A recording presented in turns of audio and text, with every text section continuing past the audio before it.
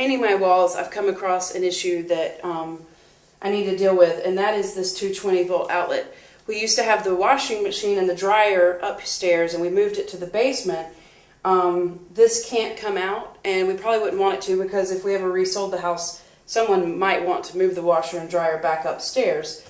So, on the suggestion of my interior designer, Craig, he said, just paint it out. Just go over it.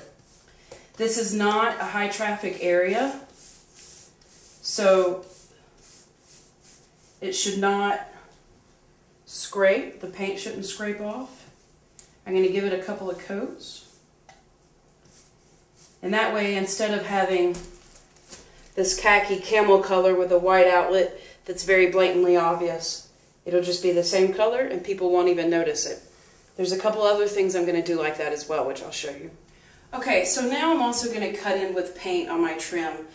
I have a kind of a weird trimmed out window here where, with my handy dandy tape measure, I figure out that I have 11 1/16 of space here.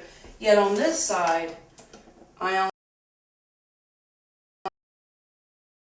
to mark this out this direction,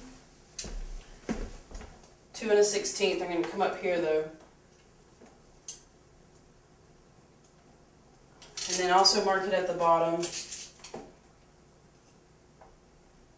And then I'm going to take my paint tape. I'm going to take my two markings, go on the inside of them,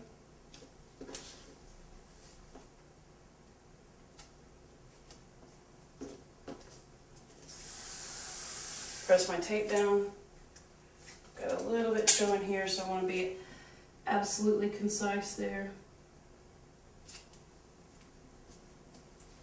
And then I'm going to take, we're painting this wall red, I'm going to take my red paint and go over the whole entire trim so that when it dries and I pull off this tape, this distance will match the same distance as this, here, and here. And that way it'll look more concise and perfect like it should.